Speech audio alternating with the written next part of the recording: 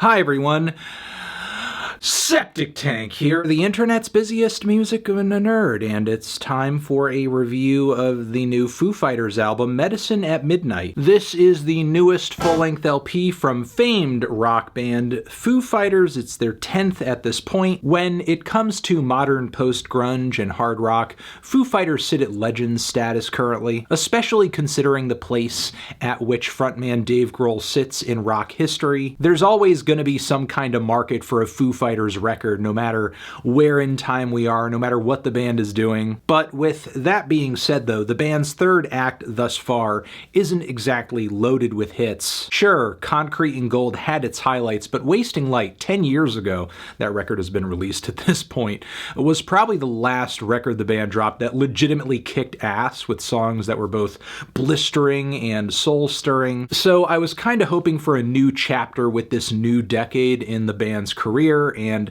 honestly, after listening to Medicine at Midnight, Foo Fighters really sound no closer to getting their edge back than they did on like Sonic Highways. Overall, I wouldn't say there's a strong direction the band goes in on this new record either, outside of a slight embrace of some funkier bass lines, beats, and guitars. It's no Red Hot Chili Peppers, but there's definitely a more pronounced sense of groove on this one, though it doesn't really carry over as the band transitions into the acoustic cuts here, or the songs that are a little bit more geared toward hard rock and southern rock. So again, if there's any direction to this LP at all, it's a little vague. But what is even more concerning than the lack of cohesion is that the rockinest cuts on this record sound like a cheap commercial parody of the genre, which is sort of a bad sign for one of the biggest bands out there today. God, the opening track, Making a Fire, I mean, points on this one for a somewhat unlikely rhythm guitar, but the rest of it, the bright saccharine production, the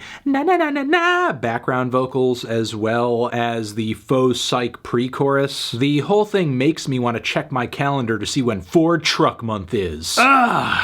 See if I can get some of that 0% APR. The whole track really does sound like a car commercial, and I absolutely cannot stand it. Though the song Shame Shame does take things in a more somber, groovy, and subtle direction, with hand claps, strings, and plenty of space surrounding the bustling drums. However, the more I listen to it, the more it sounds like Dave Grohl and company are trying to write their own version of like a Queens of the Stone Age song here. Even the falsetto vocals and vocal harmonies just feel like something Josh Homme would do. It's less like Clockwork and more unlike Clockwork. The lyrics take a bit of a nosedive on the following Cloud Spotter, whose instrumental feels like a very quirky hard rock hit with a zany rhythm section. The mumbled verses are absolutely underwhelming, and then the hooks feel like they're built out of a random combination of four phrases. Guillotine, cut me down to size, bang, bang, bang, I guess there's a gun now,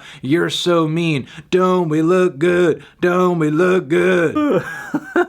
I'm sure there's some kind of narrative intention behind it, but on the surface it sounds like a total and utter mess. It is a gaudy hard rock rager that's losing track of itself in real time. Things tone down with Waiting on a War, which is an acoustic ballad backed with cloudy strings, and it's actually one of the best tracks here. Solid tune, exciting ending, and probably the most compelling lyrics on the entire record, with Dave Grohl going into essentially living an existence of strife and war and paranoia, living in a society that essentially normalizes violence and wanting more, wanting better. Then the title track features the kind of groovy and spacious drumming that reminds me of an INXS song or two, but laced with a bass line similar to that of Pac-Man, that recent Song Machine Gorillaz single. Generally, I like the vibe, I like the direction of this track, but the howling choruses that these moments transition into are unbearably tacky. No Son of Mine is an angry semi-thrasher with some James Hetfield-esque screams, though if I had to compare this track to any era of Metallica's career,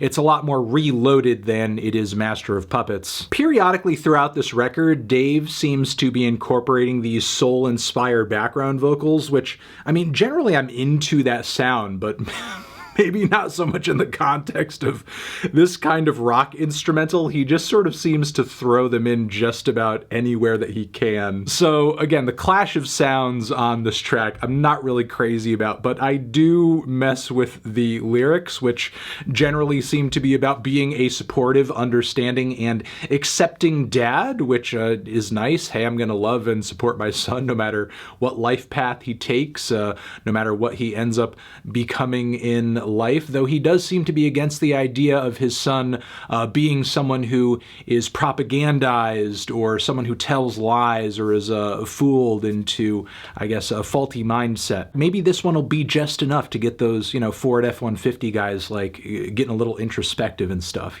Holding Poison gets the award for next best track on the record. It's the first rocker that doesn't feel like a watered down version of something else. The riffs, the drums, the wailing leads all go. The pre-chorus, which features all of this layered singing in rounds, is pretty overwhelming. And the transition into the hook from this point is so goddamn smooth. This is easily one of the best assembled songs that Foo Fighters have put out in years. The ending is throttling as well. I just love the structure and progression. The band really kicked ass on this one. However, one of Foo Fighters' best tracks in a while is bunched up against one of their worst tracks in a while, and that's the song Chasing Birds. What the hell is this? A delicate, kind of psychedelic acoustic ballad with cheap, springy reverb. Really sounds like Dave Grohl is trying to do a John Lennon thing. He's really trying to, write and record his own version of a John Lennon song, and it's awful.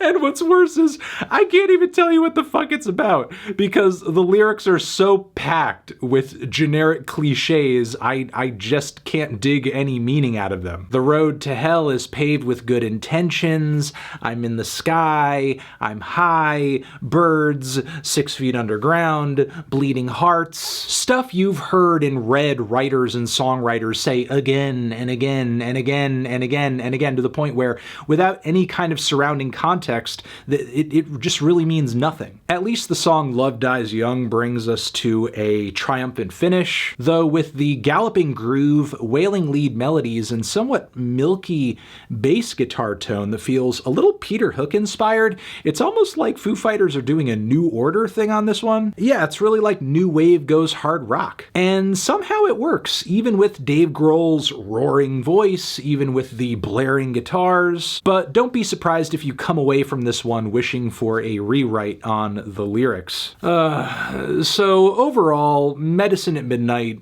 pretty underwhelming record in my opinion. It has its highs, it has its lows. The track list is kind of scant, and I can't help but feel like this is a somewhat unambitious record for Dave and company as well. Just a shame, really, to hear such an influential band kind of lose their edge. And who the hell knows if it's coming back at this point. I'm feeling a decent 2 strong 5 on this one. Transition, have you given this record a listen? Did you love it? Did you hate it? What would you rate it? You're the best, you're the best. What should I review next? Hit the like if you like. Please subscribe, and please don't cry. Hit the bell as well. Over here next to my head is another video that you can check out. Hit that up, or the link to subscribe to the channel.